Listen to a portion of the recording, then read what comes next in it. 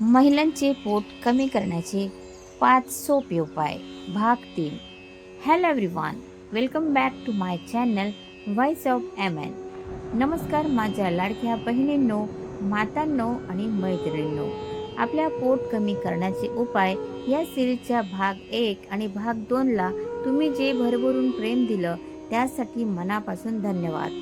जर तुम्ही ते दोन्ही भाग अजून पाहिले नसतील तर या व्हिडिओ नंतर ते नक्की पाहून घ्या.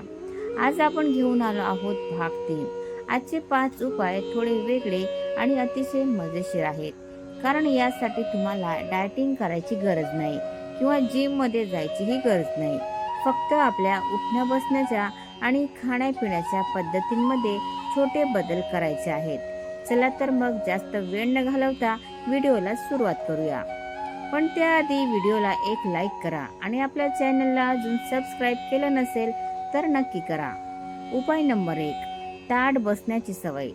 अनेक महिलांना सोफ्यावर, खुर्चीवर किंवा खाली बसताना पाठीला बाक काढून म्हणजेच ढिलं सोडून बसण्याची सवय असते. चूक आणि परिणाम. जेव्हा आपण पाठीचा कणा वाकवून बसतो तेव्हा पोटाचे स्नायू सैल पडतात आणि पोट पुढच्या बाजूला लोंबकळू लागतं.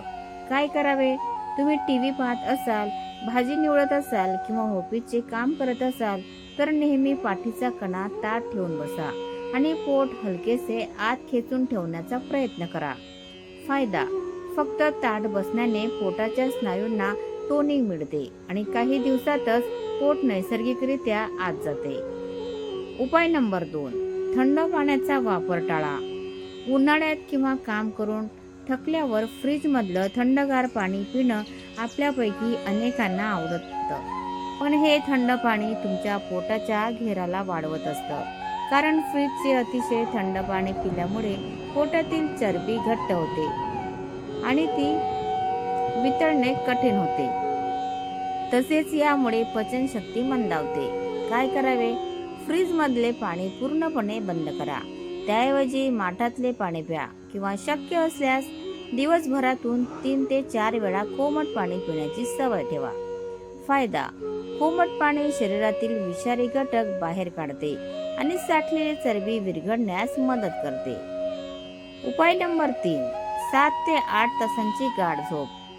घरची कामं आहेत, मुलांचा अभ्यास आहे असं म्हणून अनेक महिला रात्री उशिरा झोपतात आणि सकाळी लवकर उठतात, पण झोप पूर्ण न होणे हे पोट वाढण्याचे एक मुख्य कारण आहे. विज्ञान काय सांगते? जेव्हा आपली झोप अपूर्ण असते तेव्हा शरीरात कॉर्टिसॉल नावाचा स्ट्रेस हार्मोन वाढतो. हा हार्मोन थेट पोटाची चरबी साठवण्याचे काम करतो. काय करावे? रात्रीचे जेवण लवकर आटपून मोबाईल बाजूला ठेवून कमीत कमी 7 ते 8 तासांची शांत झोप घ्या. फायदा: पुरेशी झोप घेतल्याने हार्मोन संतुलित राहतात, ज्यामुळे वजन आणि पोट दोन्ही नियंत्रणात राहते. उपाय नंबर 4. अन्न चावून चावून खाणे.